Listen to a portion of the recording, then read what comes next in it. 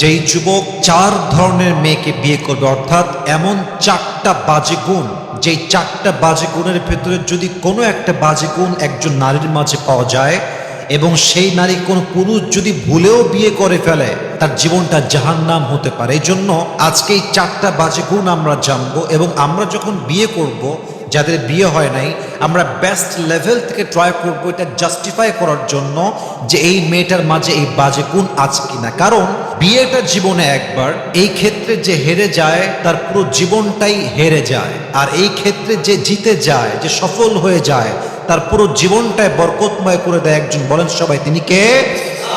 First of all একটা ছোট্ট বিষয় ক্লিয়ার করতে চাই যে এই চারটা বাজে গুণ আপনি বুঝবেন কেমন করে, এটা আমি আমার চারটা পয়েন্ট শেয়ার করে এন্ড অফ দ্য লেকচার, একদম আমার লেকচারের শেষে গিয়ে বলবো যে আপনি বুঝবেন কেমন করে যে এই মেয়েটার মাঝে এই চারটা বাজে গুণের ভেতরে একটা বাজে গুণ আছে কিনা। রাজি আছেন তো সবাই ইনশাআল্লাহ? প্রথম বাজে গুণ ইমাম গাজ্জালী রহমতুল্লাহি আলাইহি লিখেছেন, যেই মেয়ে আহেরা, আহেরা মানে হচ্ছে যেই মেয়ে অলওয়েজ রূপচর্চায় ব্যস্ত থাকে। দেখেন, নারীরাই রূপচর্চা করবে। রূপচর্চা করা, ফেস কেয়ার করা, ক্রিম মাখা, যত্ন নেওয়া, বিউটিনেসকে আরো সৌন্দর্য করার জন্য, আরো বেশি বাড়াবার জন্য যত্ন করা, it's not a fault, it's not a big issue. But এই ক্ষেত্রে ওভার সেন্সিটিভ হওয়া, ওভার কেয়ারিং হওয়া, যে অলওয়েজ রূপচর্চায় ব্যস্ত। দেখবেন অনেক ফিল্মি হিরোইন আছে সার্জারি করতে ব্যস্ত, সারাদিন সার্জারি করে, এই পাশ দিয়ে সুই দেয়, এই পাশ দিয়ে সু দেয়, কারো ঠোঁট দেখবেন অনেক মোটা হয়ে যায়, সারা দিন বিউটিশিয়ানের কাছে পড়ে থাকে, অলওয়েজ রূপচর্চায় ব্যস্ত। বিশ্বাস রাখেন, যেই মেয়ে অলওয়েজ রূপচর্চায় ব্যস্ত থাকে, এই মেয়ে কখনো লাইফ পার্টনার হিসেবে পারফেক্ট ওয়াইফ কখনোই হতে পারে না। ঠিক কিনা বলেন?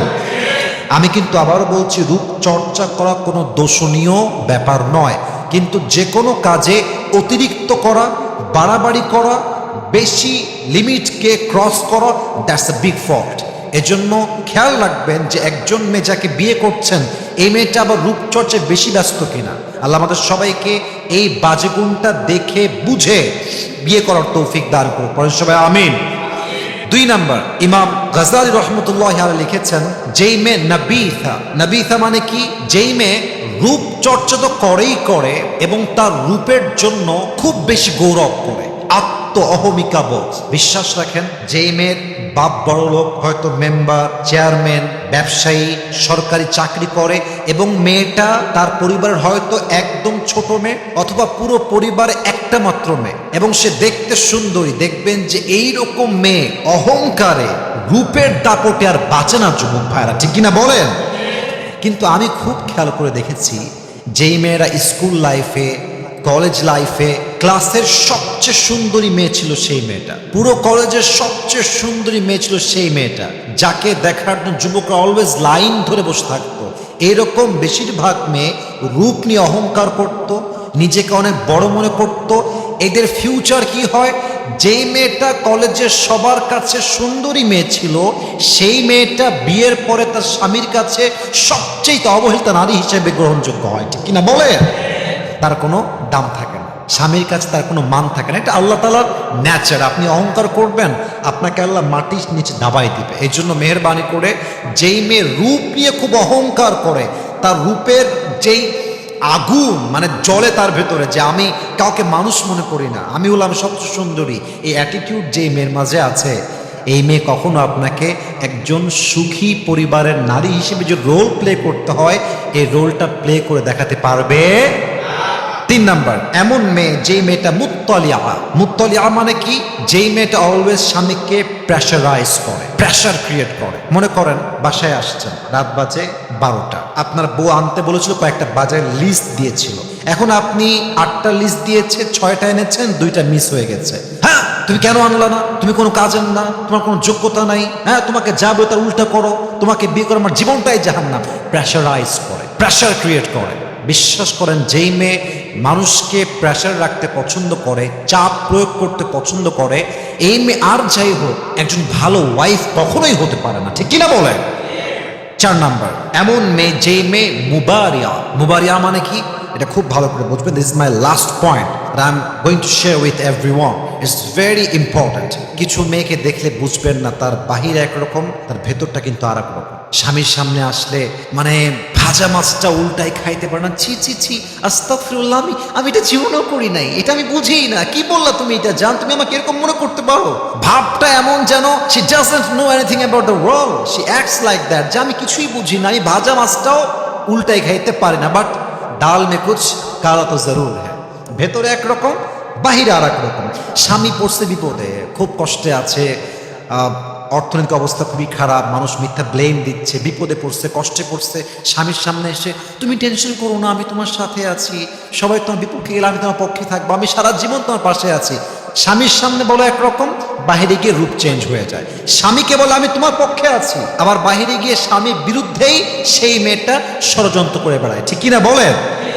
এরকম মেয়ে বিয়ে করা যাবে না। এখন প্রশ্ন হচ্ছে হুজুর, এই যে চারটা গুণ আপনি বললেন, চারটা গুণ তো এমন একটা গুণ যেই গুণটা বিয়ে না করলে সহজে আসলে প্রকাশিত হওয়ার সম্ভাবনা খুবই কম আসলে। সেই ক্ষেত্রে আমি বলবো, আপনি একটা মেয়ের পরিবার, তার বাবা, তার মা, তার কালচার, তার সোসাইটি, তার আপব্রিঙ্গিং, তার ব্রট আপ, তার বেড়ে ওঠা, তার ফ্রেন্ড সার্কেল, তার বাবার ইনকাম, তার মায়ের চরিত্র, তার খালার চরিত্র, তার ভাই কেমন, তার বড় বোন কেমন, ছোট বোন কেমন, এই ওভারঅল এই সব কিছু আপনি অবজার্ভ করলে বুঝবেন যে এই মেয়েটা আদৌ এই চারটা বাজে গুণের মধ্যে পড়ে কি পড়ে না, ঠিক কিনা বলেন? ফর এন এক্সাম্পল, প্রথমে বলেছিলাম যে মেয়েটা আহেরা, অর্থাৎ অলওয়েজ রূপচর্চায় ব্যস্ত। একটু বোঝা ট্রাই করেন, একজন মেয়ের বাবার ইনকাম হচ্ছে, for an example, just example আর নাথিং এলস, ইনকাম হচ্ছে 20,000 টাকা। কত হাজার? আর একবার কয় হাজার?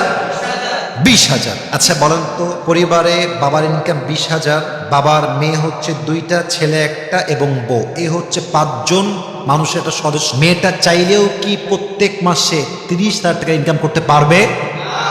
মেকআপ করতে পারবে? পারবে না। কারণ কি, তার বাবার ইনকামটাই হচ্ছে কম।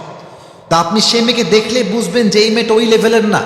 আর একটা মেয়ে যার বাবার মাসের অবৈধ ইনকাম হচ্ছে 10 লাখ টাকা, অবৈধ ইনকাম, বৈধ ইনকাম না, অবৈধ ইনকাম 10 লাখ টাকা, অথবা বৈধ ইনকামই 20 লাখ টাকা, কথার কথা ব্যবসা থেকে আসছে। কিন্তু সেই মেয়েটা যদি বাবার ইনকাম 20 লাখ হয়, সে তো মাসে সর্বনিম্ন 1 লাখ টাকা খরচ করতে পারে, পারে কি পারে না?